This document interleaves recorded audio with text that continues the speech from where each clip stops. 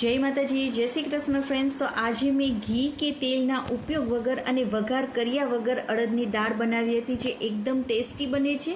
તો તેની માટે મેં અહીંયા 1 કપ જેટલી અડદની દાળ લઈ લીધી છે। તો તેને આપણે 2 થી 3 વાર ધોઈ લેવાની છે। જો તમને આ વિડીયો ગમે ને તો પ્લીઝ લાઇક અને સબસ્ક્રાઈબ કરવાનું ના ભૂલશો, અને ફેસબુક ને ઇન્સ્ટાગ્રામમાં જોતા હોય ને તો ફોલો પણ કરજો। હવે તેને આપણે બાફવાની છે, તો સીધી આપણે તેને કુકરમાં લઈ લેવાની છે।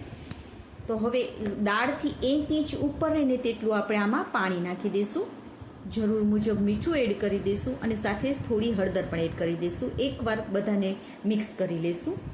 હવે ગેસની આપણે મીડિયમ ફ્લેમ ઉપર ફક્ત 1 જ સીટી કરવાની છે, ફક્ત 1 જ સીટી કરીશું, જેથી કરીને દાળ આપણી ચડી જશે અને તેનો દાણો છે ને આખો રહેશે। તો હવે ત્યાં સુધીમાં આપણે એક ચટણી બનાવી લઈએ। તો આપણે ખાંડળી દસ્તો લઈ લઈશું। તો તેમાં મેં અહીંયા 4 જેટલી લસણની મોટી કળી લઈ લીધી છે, સાથે 1 મોરું મરચું લીધું છે, તમને તીખું ભાવતું હોય તો તીખું પણ લઈ શકો છો। સાથે 1 આદુનો કટકો લઈ લેવાનો છે, તેને પણ કટ કરી લઈશું।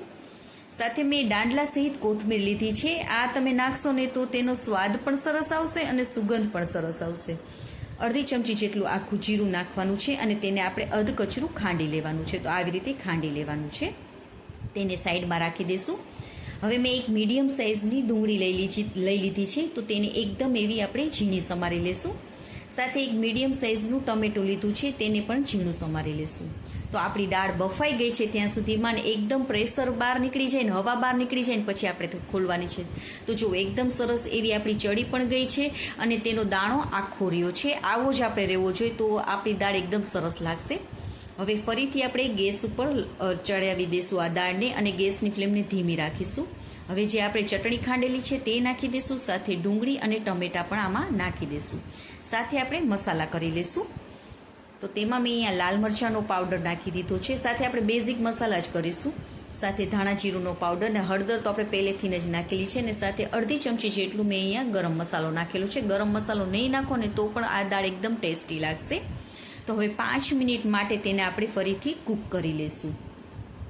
તો 5 મિનિટ થઈ ગઈ છે, કૂક સરસ થઈ ગઈ છે। તો હવે આપણે ગોળ નાખી દઈશું અને લીંબુનો રસ નાખી દઈશું। ખટ્ટી મીઠી દાળ હશે ને તો ખાવાની મજા આવી જશે। 1 મિનિટ માટે ફરીથી આપણે કૂક કરી લઈશું। તો જો એકદમ ટેસ્ટી એવી આપણી આ દાળ બનીને તૈયાર થઈ ગઈ છે, એકદમ સરસ લાગે છે, રોટલા સાથે ખાવાની મજા આવી જાય છે।